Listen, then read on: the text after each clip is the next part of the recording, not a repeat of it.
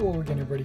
This is Derek, and I'm coming back at you with another Wargaming and miniature video. In today's video, we're continuing on with our MeG boot camp. We're going to be exploring chapter 9.4, which is charges and responses. Now, there is a newer version of the rules. I am using the 2021 Compendium edition, and I understand that there is a newer PDF version on the MeG website. I have ordered a hard copy of that PDF. When it comes in, I'll let everyone see it, and we'll compare the differences between these rules and those. There's also errata on their website. So at the end of this video, or I should say as I edit this video, I will, if there is any pertinent errata, I'll be sure to put it up on the screen.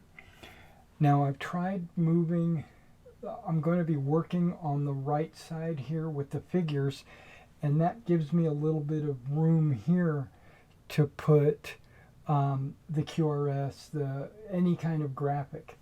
This is a long chapter, so hopefully it's not as long as the movement chapter, but we will speed through it and try to go and get everything taken care of. Now I pulled out a 40 by 40 base, Litco base, and I'm going to use this to represent the zone of control in the front of the bases. Or I should say during a game, that would be a good measurement tool. Okay, 9.4 charges and responses. A, declaring charges. Charges are all declared and marked with a direction of charge before any UGs are moved. This occurs in subphase 2.2. Okay, now when it says marked with a direction of charge, in some of the graphics it shows an arrow, and I would recommend maybe getting a base, drawing an arrow of direction of charge, or DOC, maybe a thin base. If you don't already have like maybe Litco tokens or something that just has an arrow on it, you could put the arrow down and show off which way the direction of charge is.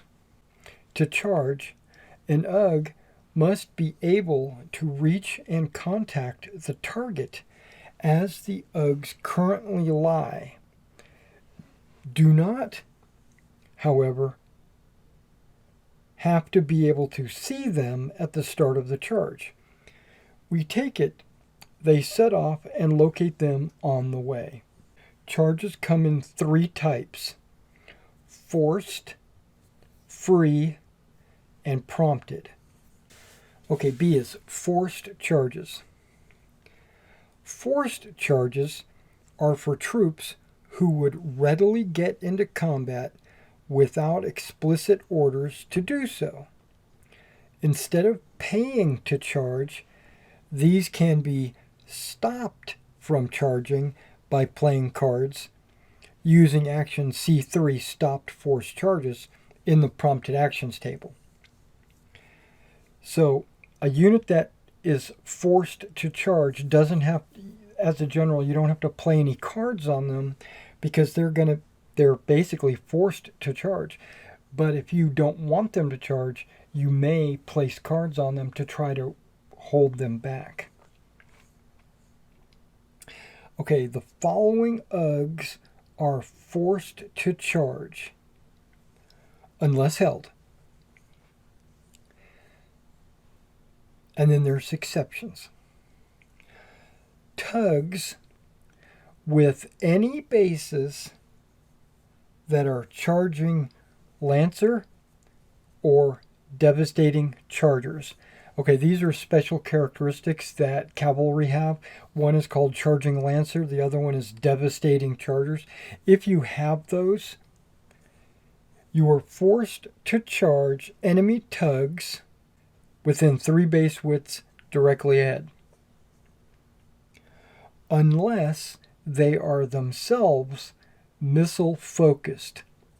Tugs that are not missile focused must make a forced charge enemy tugs within one base width. Tug, not sug. So if the two tugs are within one base width apart, you have to charge. Sugs with the feigned flight characteristic are treated as tugs for the purpose of above. So if they had feigned flight, they would be forced to charge because they're within one base width. So feigned flight basically makes them look like they're going to stand their ground when in fact they're going to fly. Okay, the following four exceptions turn forced charges into free charges. If the charge would put chargers in a position where they would be affected or badly affected by terrain. Hypothetically, if they had to charge into a terrain, now instead of being a forced charge, it becomes a free charge. And we're going to the difference of what a free charge is compared to forced charge. But if I was to have to guess, I would say it's an optional charge and not a mandatory charge. Exception, another exception, if they are cavalry, or chariots and would contact elephants.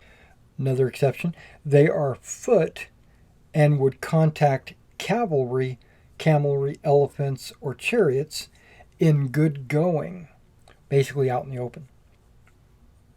Because infantry doesn't want to charge cavalry, and cavalry doesn't want to charge elephants. I love how it says the following four exceptions, and it lists 5. Okay, so here's number 4. They would contact barricades or obstacles or battle wagons. And the final one is they would be at least 3 factors down in any charged combat. Okay, basically meaning you're like a really crappy fighter, and if you were to charge them, you would be at a severe negative. Okay, but 3 factors down, you could, if you're still at 2 factors down, it's a mandatory charge. Free charges. Free charges do not cost any cards to declare and are allowed in addition for the following situations. Any tug that is not missile focused, that has an enemy sug directly ahead within one base width. That could be a free charge.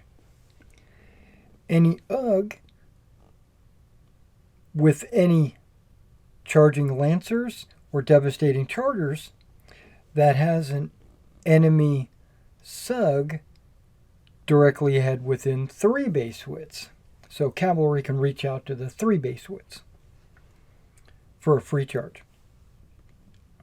Any sug with an enemy sug within 1 base width. Okay, remember, if you are a tug within 1 base width of another tug, that is a forced charge. But sugs may, using free charges, charge another sug. It's not mandatory. And finally, prompted charge. Prompted charges. Prompted charges are for all other situations where troops are in charge reach and cost a green card for all troops. You can convert a prompted charge into a block charge or block hold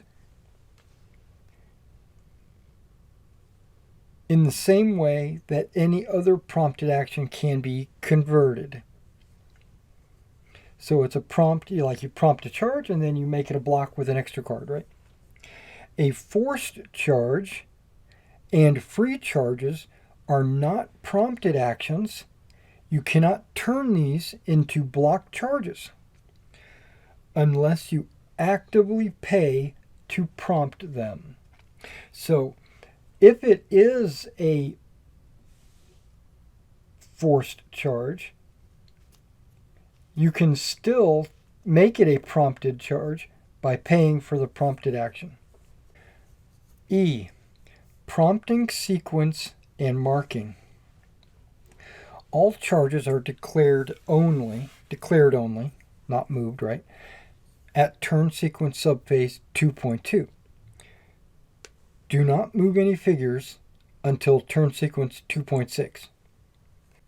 Alternately, each player declares a charge. So like I'll declare, you'll declare, I'll declare, you'll declare, etc.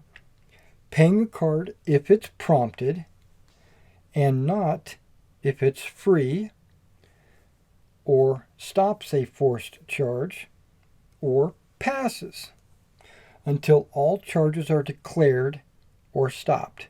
So you might have a forced charge here and another unit over here that you want to charge. You can declare the prompted action, paying the card, then they will basically forcing them to charge them because they're both tugs within 3. But he also might declare the prompted charge over here, and then you declare, and it goes back and forth until everybody's prompted, or till both of you pass. Each charge is temporarily marked with a direction of charge using a charge arrow. A charge can wheel up to 90 degrees at the beginning of the charge, but not wheel further than space currently allows.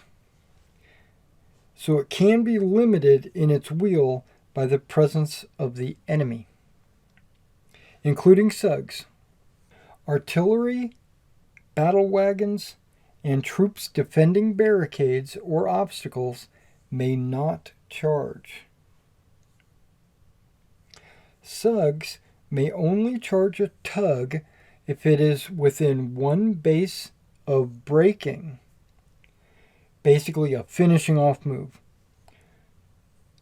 And for Pacto, that would be 1 wound of breaking. If some part of the UG is blocked or already engaged in combat, it may still charge with other files that can reach a target within 1 base width directly ahead. If some part of an UG is blocked or already engaged in combat, it may still charge with other files that can reach a target within 1 base width directly ahead, and may still have to forced charge. Let's say these guys are engaged with a unit there, and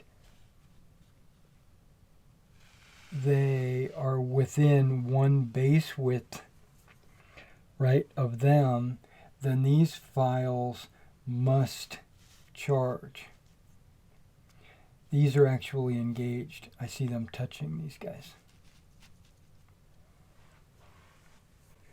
A block charge is treated as a single charge thereafter for the purposes of slowing effect of fire and prompting through fire. These are marked with an arrow at each edge of the block. When a charge is blocked by friends, the following may be used in combination necessary to allow troops to charge. 1. The universal 1/2 base width shift is allowed. So these guys can shift 1/2 base width to charge. Chargers can contract by 1 file to get past friends as long as they remain at least 2 files wide. Imagine your legionaries are going to charge. So they can contract by 1 file, and they can do the 1/2 base width shift, right, to get past their friends and make the charge. Once both players have passed at SP2 or subphase 2.3, any remaining forced charges that have not already been declared or held must now be marked, and the owner may still choose a direction of charge. Okay, so just because you pass doesn't mean your forced charges don't actually go. Okay, F, moving charges, or chargers, I should say. After a series of responses dealt with below, that's when we get into responses, all chargers will charge in the direction marked by their charge direction, wheeling onto the line of charge and beginning of their charge. And markers are removed, put them somewhere tidy, with one exception.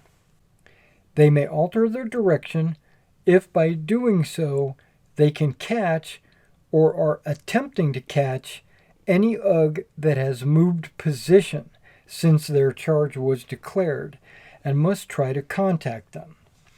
Okay, so I'm going to reach in here. Let's just say these guys, these Gallics, decide to charge these Romans, but the Romans did a countercharge response over here. So if they were to move over there, then these guys would have to try to charge. Even though their initial charge direction was right there, they're going to try to go after their initial target. Remember to reduce their speed for any slowing effect of fire, unless recovered by playing cards to prompt them through fire. Once contact is made, files must press forward and contact by up to 1 base width from the line of first contact. Okay, so this will create possibly a stair-step effect. 2. UGs making forced charges will pass through any friendly files except those in combat. Displace just those passed through backwards to make room.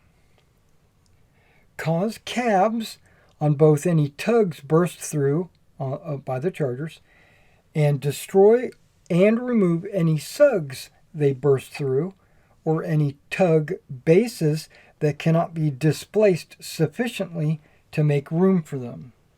G. Path of charge. The path of charge is an important concept used by both responses and shooting at charges, so is best covered here. It is the area covered by the charging UG continuing around and past troops that are doing a runaway or skirmish to the limit of the charger's move, but is blocked by enemy standing to receive.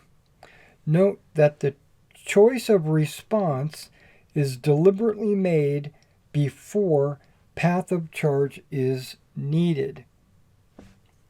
Okay, it gives an example. And I've got some troops out here. The example looks a little bit like this with legionaries, velites, and Gallic warriors. Gauls charge directly ahead.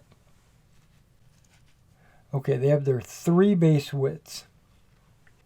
The path of charge is the full area covered except the area blocked by the enemy. Okay, so their path of charge they're showing goes up to this unit, but not into it. Goes up to the unit, it goes around and straight on. So they consider this area right here to be the area path of charge. So the path of the charge is the full area covered except the area blocked by the enemy. And then now there's something called a Gauss charging with maximum wheel. Okay. Remember, they've got a 3 base width move. They've decided they want to wheel into this unit here. So now the path of the charge goes up to the unit, around, and then straight on. That's the path of the charge. Here, here, and then straight on. And where it makes contact, straight out this way, and then straight back, that section is the path of the charge. It seems a little obvious, but it's declared in the rules. Okay. Flank and rear charges. And this is why I brought out this token, because it's going to be used in the flank and rear charges. Flank and rear charges. Charges into flanks or rears get a bonus of +4 at first contact, so are deadly. Flank charges. Okay, we all know flank is the side and rear is obviously your back. Flank charges are assessed by file, not by UG. So it is possible for some files in an UG to be fighting frontally and some claiming a flank. To claim the benefit, 2 conditions must apply. A file must start its entire front edge behind the line. Okay, so I put some figs out here so to help us kind of understand what I'm about to talk. To claim the benefit, 2 conditions must apply. The file must start with its entire front edge behind the line extending the front edge of the target. So this is the front edge of the target. Imagine a line going straight out both sides. You can gain this benefit if at the time that you move your charger, it starts behind that line. If you declare a charge and the unit was up here, and by the time you actually conduct your charge, it's now up here, you're now in its flank. If he was back here and you charged, you would be in the front. So it can, the order in which you conduct your charges can affect if it's a side or not. And 2, to claim, there must be a 1 base width space next to the flank or rear base charged that does not have an enemy tug other than that being charged in or touching it. Okay, so what they're saying there is, this is the 1 base width flank, and as long as I don't have another tug in that area like that, as long as I don't have that, then I can get a flank. But if I do have a unit touching it or even closer, then there's no way that I could get a flank on these guys. But if these guys were pushed back a little bit, and now there is no enemy tug protecting his flank, I would be able to get the flank. Okay, so here's the example. Condition 1. We're talking about this unit over here on this side. Entire front edge of a charging file must be behind the dotted line, extending the front edge of the target UG on that flank at the moment it makes the charge move, not when it declares it. So it's fine. Condition 2. A 1 base width square must fit next to the flank edge charged, aligned to the front edge, without even touching the front edge or corner of an enemy non-skirmisher base. So because they're not over there, he's got an unprotected flank, he charges. Therefore, 2, that's this guy over here, this file could hit the galls on the flank edge. Okay, so we're going to talk about this side. Therefore, 1, a flank charge cannot be claimed if there is an enemy non-skirmisher base anywhere within the 1 base width block. This gives protection from flank charges within the battle lines when protective friends are close at hand.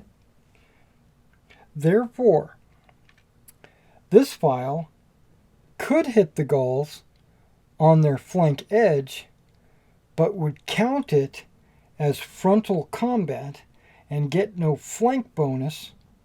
Okay, so he could actually charge the gall and be in this position, but it's not counted flank because you've got these guys threatening your side. Okay, that's pretty straightforward. I get that. It says troops fighting to the flank or rear can only use the general combat claims, not marked with an asterisk. They can keep all their claims if they choose to fight enemy to the front. Okay, so now we're starting to talk a little bit about combat resolution, which we haven't really even gotten into yet. But, okay, another extreme example is if these guys are beyond. So this unit declares the charge and it marks the combat, and when it goes to charge, you take the line again straight across the front, remember, and you can see that this front file, this edge of the front file, is completely past the line, where these two are not completely past the line. So if they were to charge, these two would be counted as fighting to the front, and this one would be counted as fighting to the flank. So it might wind up a little bit like this. He strikes, right? And then these guys, because you're allowed to press forward 1 base width beyond initial contact, 1 base width beyond initial contact. So they would hit kind of like that. And these guys would all be in the front, and this guy would be considered in the flank. Here is how to place the 1 base width by 1 base width marker for flank and rear charges coming from different directions. Okay, so again, you align this to the front edge of the unit. Always place the 1 base width spacer in corner to corner edge to edge contact with the base edge being charged and set back towards the direction of the charge. Okay, this is direction of the charge. If the direction of the charge was coming from this direction, this is the base that is being charged. So you would put this on the front edge of that base, not here. That would seem logical, right? But the rules say right there, and that is the 1 base width square. And then in the back, you just line it up with whichever base is actually being contacted. But on the side, because it can have multiple depths, if it's coming from the front and it's going to contact this unit first, you line it up. If it's going to contact the second base, then you would put it there. All right, I've decided that I'm going to break up charge and charge responses into 2 videos. So what we're going to do is we're going to do charge responses as another video. So thank you for coming out and watching this. This first half of this video is charges, and we have free charges, prompted charges, forced charges, how to move them, what constitutes a flank or rear charge, and now we're going to go into counter charges and intercepts in the next video. So thanks for coming out and checking this out, and I'll catch you in the next one.